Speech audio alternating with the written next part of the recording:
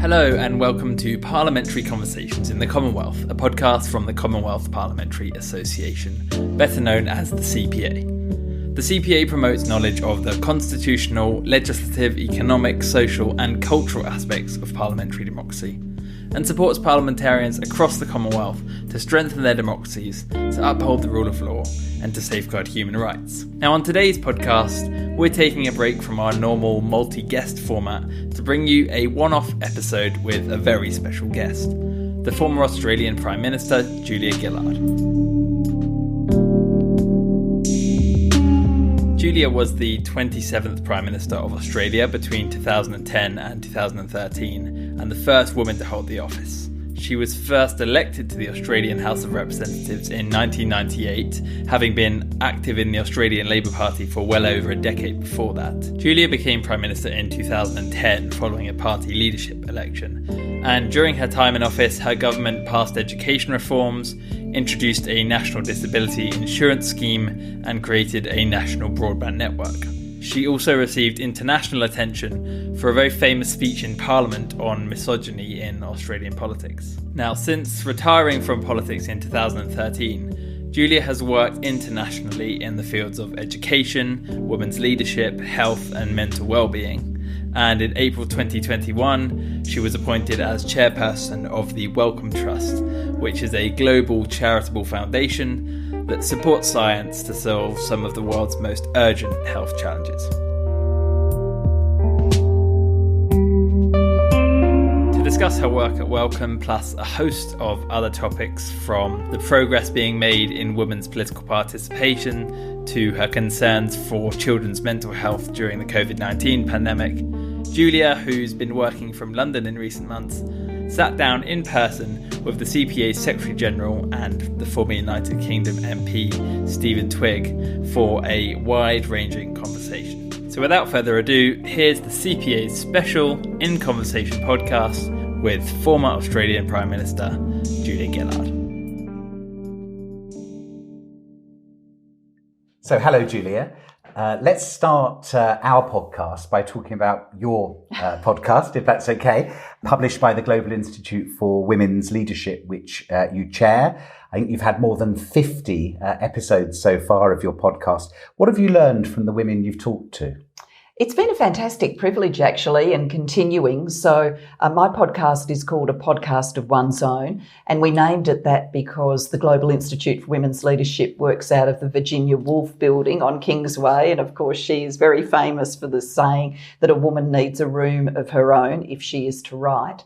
I've learned so much. We canvass women's lives and women's stories from the incredibly famous, like Kate Blanchett, has been on the podcast, to women who are just making remarkable changes through their own life's work, but are names people would never have heard of.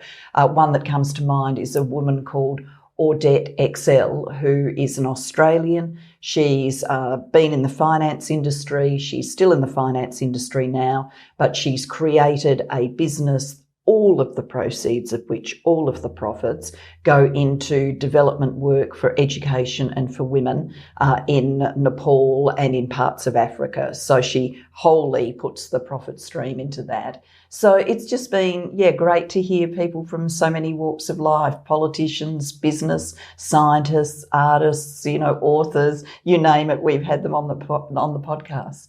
Can you just tell us a little bit more about the King's College London Global Institute and how you work and some of your priorities going forward? Sure. Well, this was an idea of mine. It was a bit of a dream, and I approached King's College. And the reason it was a dream for me is I came out of my own experiences in politics with this swirling set of questions in my head. I knew a number of gendered things had happened to me. It didn't explain everything in my political career, but it was definitely a theme and a thread. And so I came out asking myself the question, how much of what happened because of me? How much happened because of the temper of the political times? How much happened solely because I was the first woman to do the job as Prime Minister? And when I was trying to answer those questions, particularly to write about them in my biography, my story, I looked out at the global research base on women and leadership, and there's some terrific work there.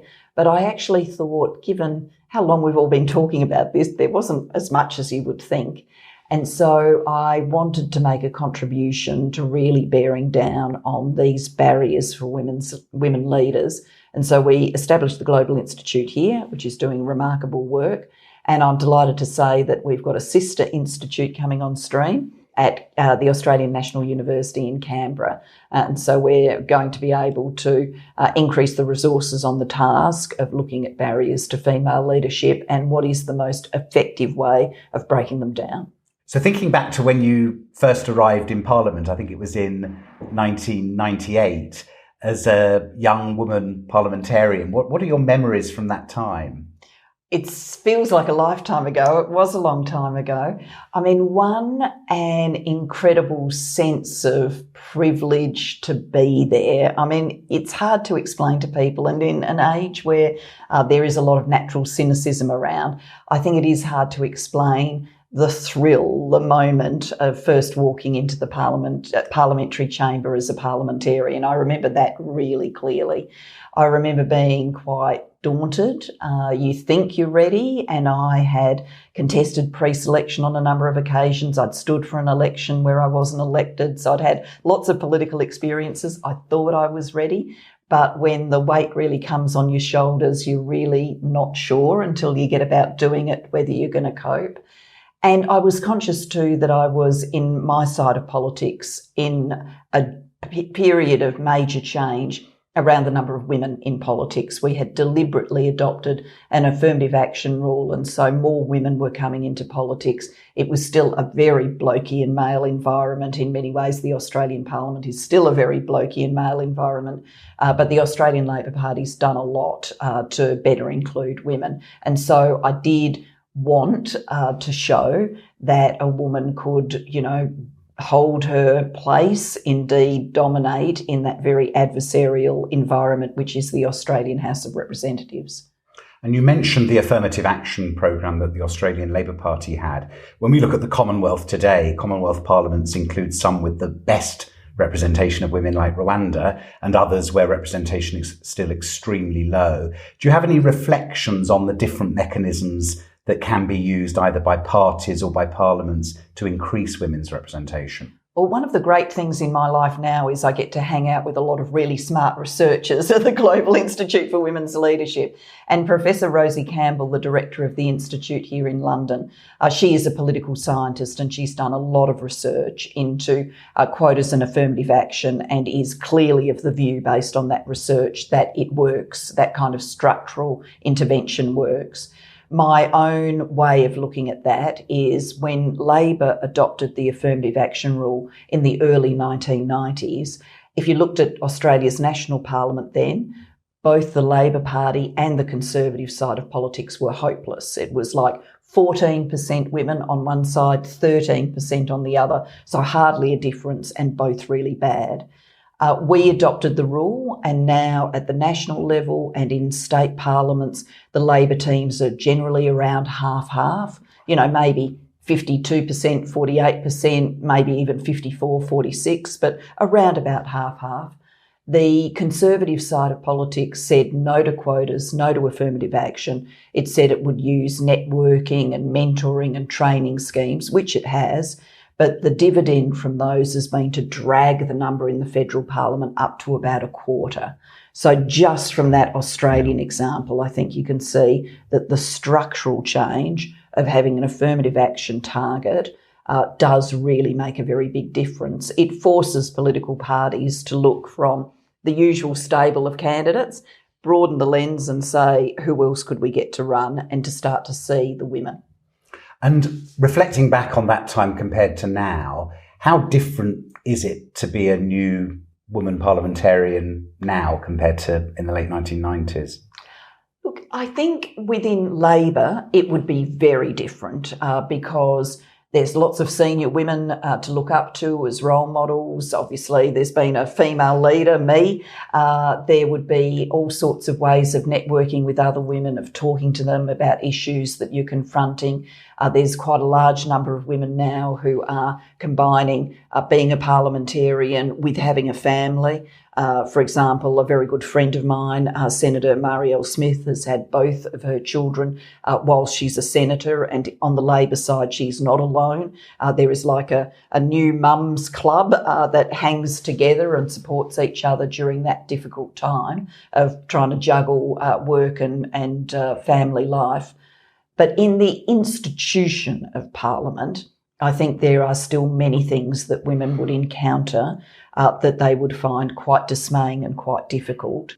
And clearly protecting women and other staff in their workplace must be a priority. Do you think, what do you think that parliaments as institutions, as distinct from the political parties, need to do to properly protect women in the parliament as a workplace? Yeah, I'm a big believer in sharing across parliaments, and I know that's the essence of what you do, but it amazes me that we don't do it ever more deeply, because the number of things you can learn, even just being here in the UK, I had the opportunity to meet Stella Creasy. She actually came on my podcast, and she's a Labor Member of Parliament. She's had 2 children now, I think, but when she had her first child, she fought to have a locum, so someone who could kind of do her job as the local Member of Parliament, still do the outreach to the local community, still meet with individuals who had, matters that they wanted their parliamentarian to raise. And in almost any other workplace, having someone cover your job when you're on maternity leave would just, be so routine it wouldn't even go with, no one would even bother talking about it. It's just obvious that if someone needs to go on some form of parental leave, someone will backfill their job. But she fought for that, and I've been using that example back in Australia because a whole lot of things have changed about entitlements and your ability to bring children with you and a carer with you when you go to Canberra so that you don't have to be separated from your young child. But they hadn't thought through that bit. Could you have this person that filled in your electorate? So there's a lot to learn. Let me move to a related issue, which we're all aware of, the role of social media in terms of the lives of parliamentarians in general, but women parliamentarians in particular. If you'd like to sort of make any initial comments about that. Yeah, Amnesty International does fantastic research on social media and its impact on politics, and they do it year by year. And I remember one time they did it here in the UK, and it wasn't the last election here, it was the one before, so the one involving Theresa May as Prime Minister and Jeremy Corbyn as opposition leader. And they did an analysis of all of the truly vile, nasty social media directed at politicians during that election campaign, and found that overwhelmingly it was directed at women. And overwhelmingly, if you were breaking the subset of women down, it was directed at women of colour. And in the UK, that meant it was particularly directed at Diane Abbott, who is a black woman who is a very senior Labor politician and a very well-known name here in the UK. And so, those trends hold true right around the world, but it does then, cause you to ask a deeper question, which is, on the surface, in many ways, we'd say our societies are on the right pathway forward and they're getting to a more gender equal place, too slowly and all the rest of it, but the direction of travel is forward. And yet when there's this deep seam of misogyny that comes to the fore when people have the benefit of anonymity, does make you question, are we really progressing at the rate we think we are, or is there all of this underneath that we generally don't see but is definitely there in terms of attitudes in the community? And you made a very famous speech in Parliament about misogyny at that time. How far do you think social media has made this worse versus how far is this a long-standing challenge for women in politics? I think it's a long-standing challenge, but social media enables people to more routinely give expression to it. And, both you and I know what it's like to be recognisable and out on the hustings. And, I mean, I can, across all my years in politics, I think I can count on the finger of one hand the number of times someone actually came and stood face to face with me and was incredibly rude. People hardly ever do that. I mean, if they don't like you, they might just sort of toss their head and walk on. They don't stop and talk to you. So people aren't confrontationist in person, but the anonymity of social media lets it out of the box. Having said that, social media is also a fantastic organising tool. And one of the things that's given me a lot of heart is how women and supportive men are using social media to push back on gendered analysis. So one of the big times I was thinking about that was during the 2020 presidential campaign in the US with now Vice President Harris, then as the candidate for Vice President. And when a lot of really gendered stuff had happened to Hillary Clinton in 2016, it wasn't pushed back on in real time. But by 2020, because people had had that experience, when things were said about Kamala Harris that were clearly sexist or racist, people flooded into the sort of public square through social media and really pushed back on it. And so I think that, is a terrific upside of the immediacy of social media.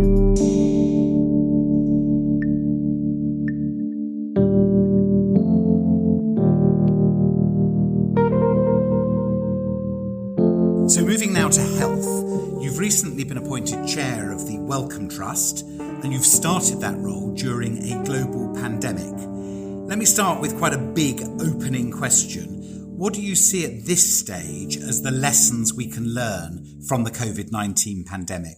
It's all in the timing, isn't it? So the Wellcome Trust is a really well-known name in the UK. I found less well-known in Australia and other parts of the world, but it's a very large philanthropic fund focused on health and medical research. And currently the fund is over £30 billion.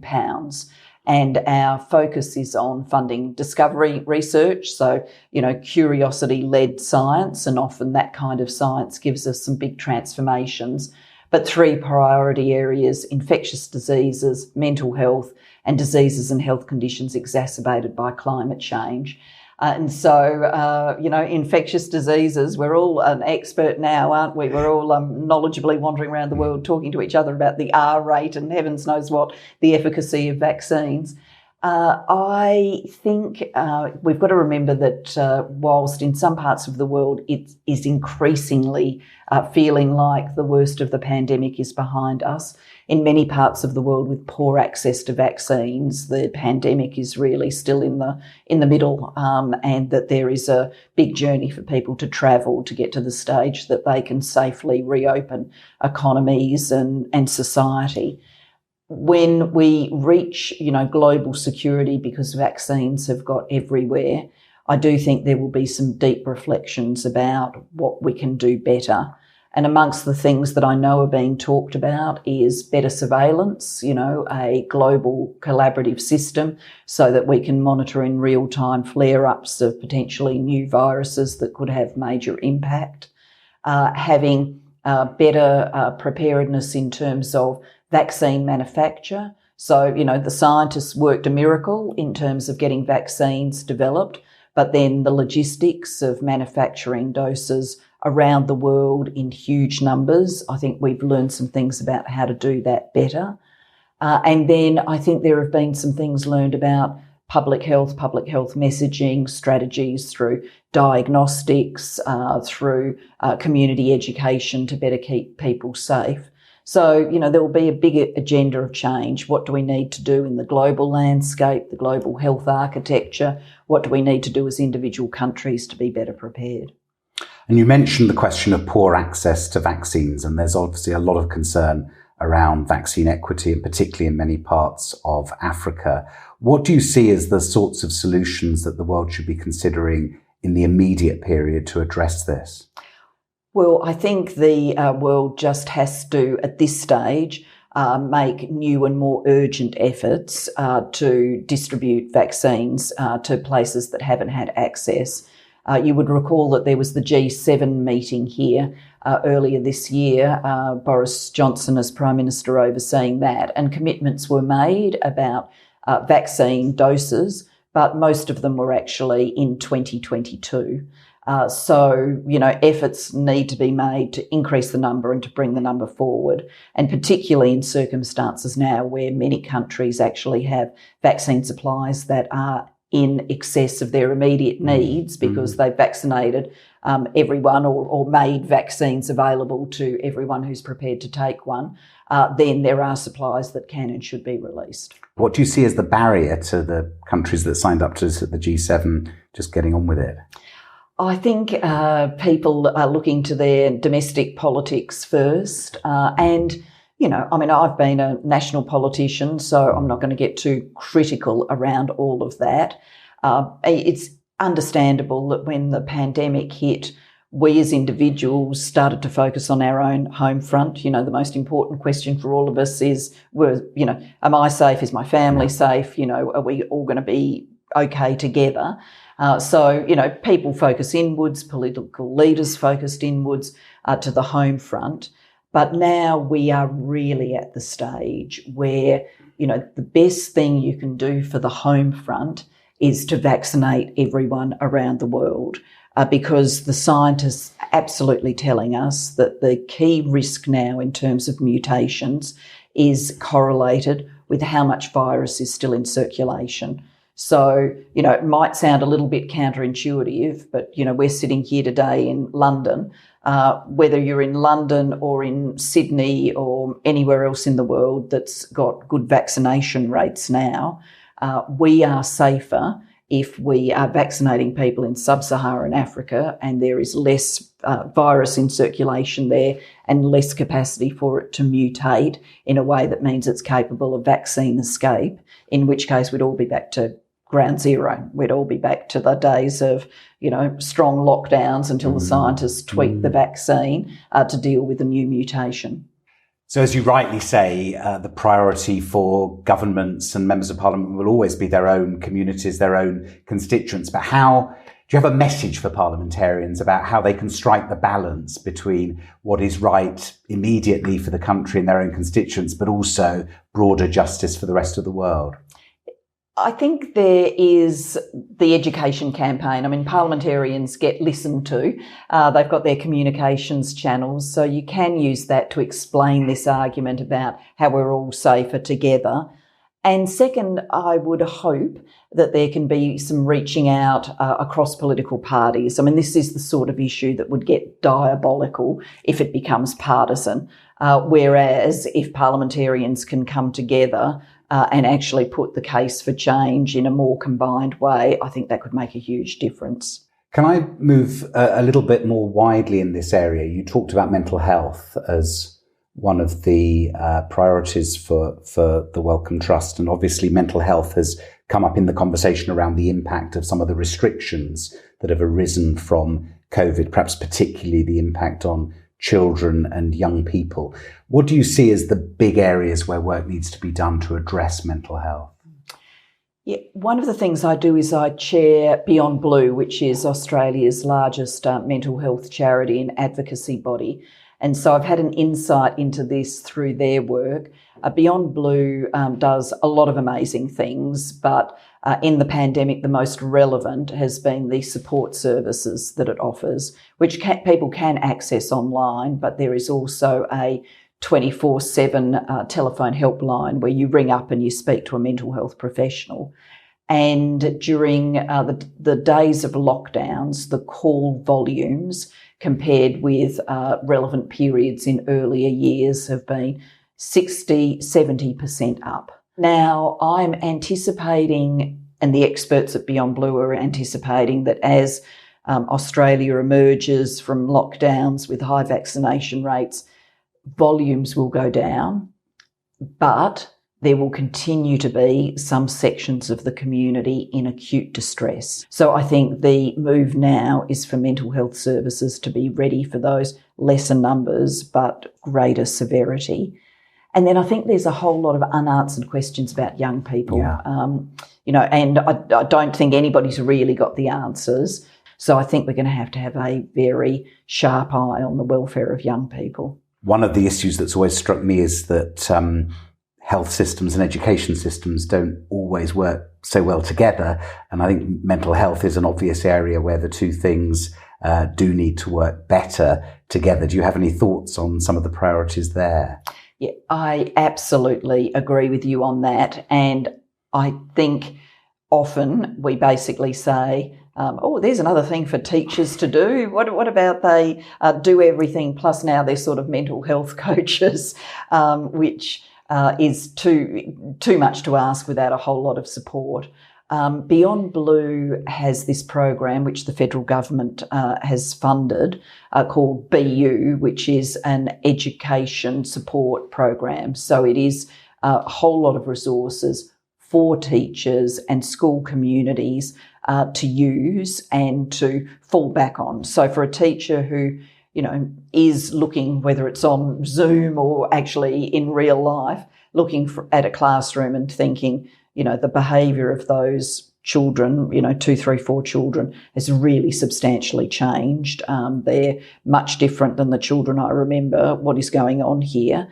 A whole lot of resources to help you answer that question and then to work out where to get professional support for those kids. So I think that's part of the solution, making sure that we've got mental health resources being brought into schools rather than just saying, you should be doing this, you should be on the welfare pastoral care side.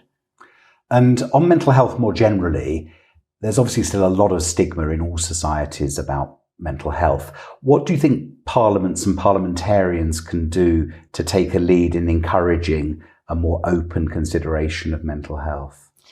I think the best thing is to be prepared to have the conversation yourself. Yeah. One of the things I think we should say about what has been a very difficult period in human history and for everyone is I was actually impressed that even in the early days of the pandemic, when everybody was focused on, physical health, am I going to get sick?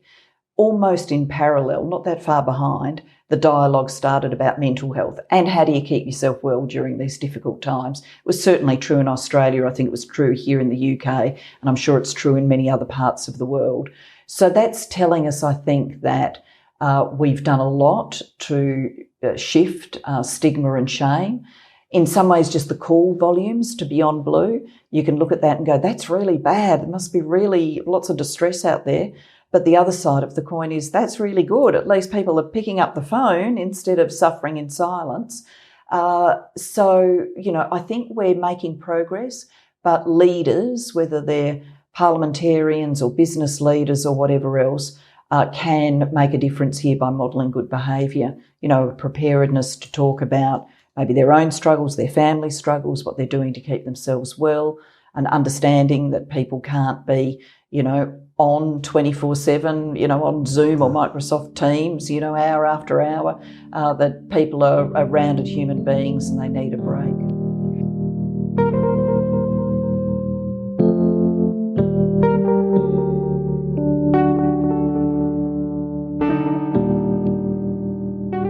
So Julia, you've recently completed a 7-year stint chairing the Global Partnership for Education, GPE. As you know, I'm a big fan of the work of GPE, but some of our listeners may be less familiar with it. So perhaps you could provide an introduction to the work you've done with GPE.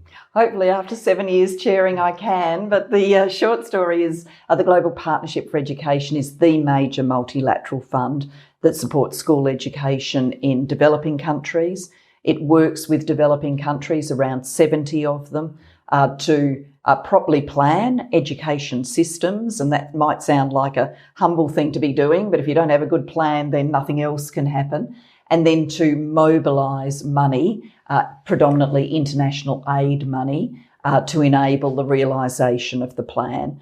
And so the last time GPE asked the world for money to do that was here in London in July at an event co-hosted by the UK government and the government of Kenya, and $4 billion were raised to support GPE's work, and GPE's in the business now of rolling that funding out, but also raising another $1 billion to make sure that it can have the resources it needs over the next 5 years. So the challenge on education was always going to be an enormous one, but COVID has clearly made that even tougher with school closures right the way across the world.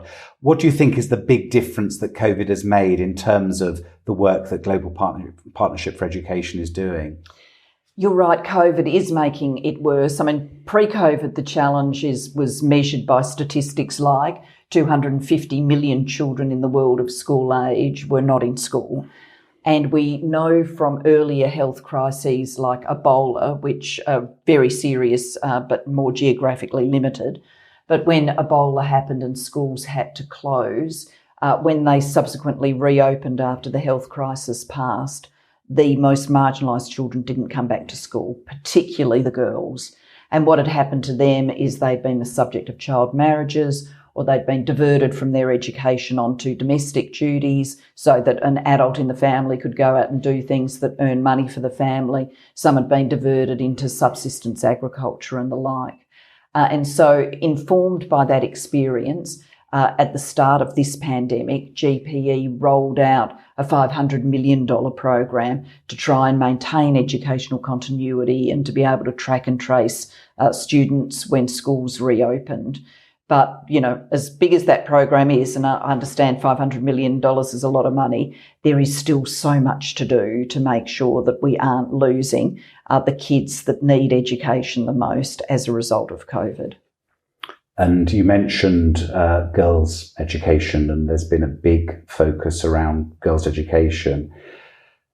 An area where there's a lot of coverage is what's happening in Afghanistan. Do you have any message for how we can ensure that girls' education is maintained in the current situation in Afghanistan? It has been absolutely heartbreaking to watch. And Afghanistan, for quite a long time, has been a global partnership for education country, and progress was being made in girls' education. Progress was being made in training female teachers, and that was an absolute key to communities being prepared to send their girls, particularly their teenage girls, to school. So to see any of that go backwards is just heartbreaking. I do genuinely think that the international community, as it deals with the Afghanistan of today, needs to make girls' education and female empowerment a core part of what the international community is asking Afghanistan to do. I mean, ultimately, this is a country that will be looking for a lot of aid and support. Clearly, the international community will be pressing to make sure that Afghanistan doesn't become a haven for international terror again. But we should, I think, when we're marshalling the international community, ensure that on the agenda is also girls' education and women's rights. And from your 7 years' experience at GPE, do you have a message for parliaments and parliamentarians for what they can do to contribute to promoting universal quality education?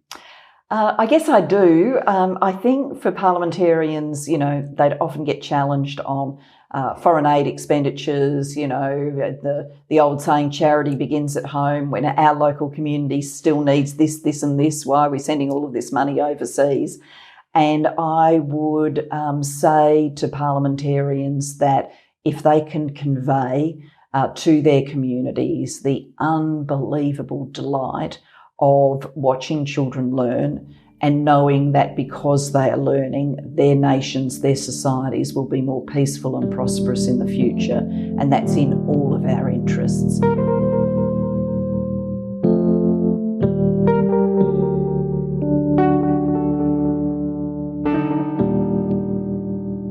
So in recent years, we've seen a growth in populism that's included a questioning of multilateral institutions and networks. An example of multilateralism is the Commonwealth.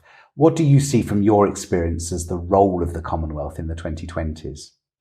I actually think that there is an exciting role for the Commonwealth in the 2020s, and I know that people might look, at the Commonwealth and think it's a byproduct of a very unhappy history, and we are, as a society now, unpacking that history in a way that we need to and confronting what it truly means.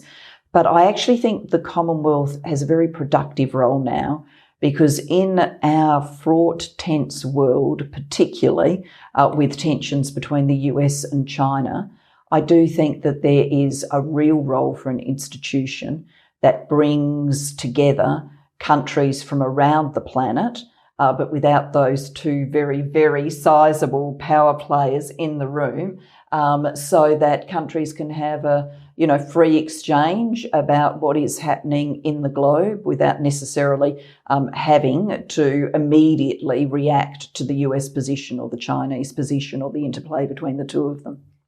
And you talked about the history, and clearly empire, slavery, other elements are part of that Commonwealth history. Do you have a view about how we most effectively incorporate that into discussion within the Commonwealth so that the Commonwealth emerges stronger as a result of the discussion?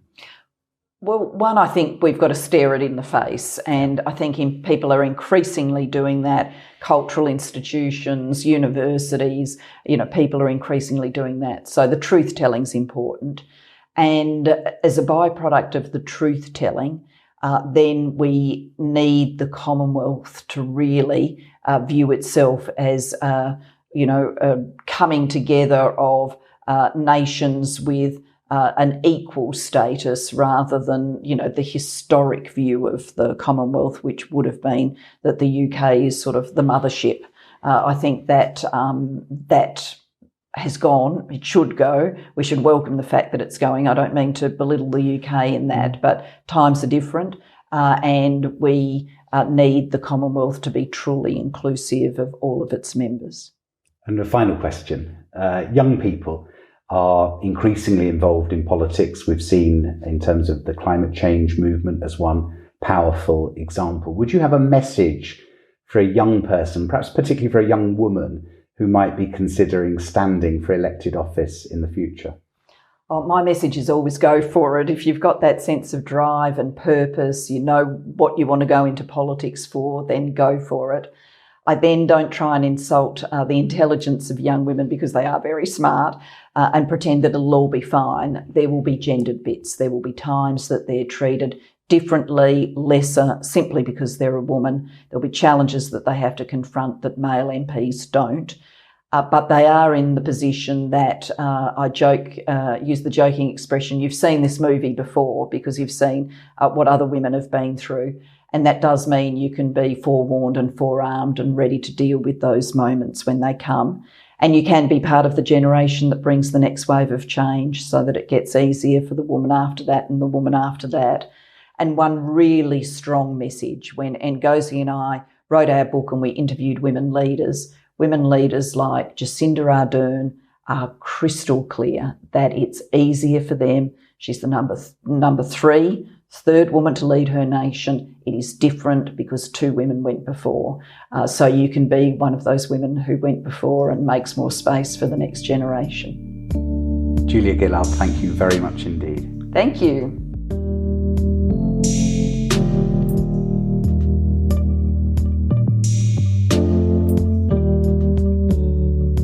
Thanks for listening to today's special episode of Parliamentary Conversations in the Commonwealth. If you liked what you heard, then don't forget to subscribe to the podcast on your favourite podcasting app to stay up to date with our latest episodes. To find out more about the work of the Commonwealth Parliamentary Association, visit our website at www.cpahq.org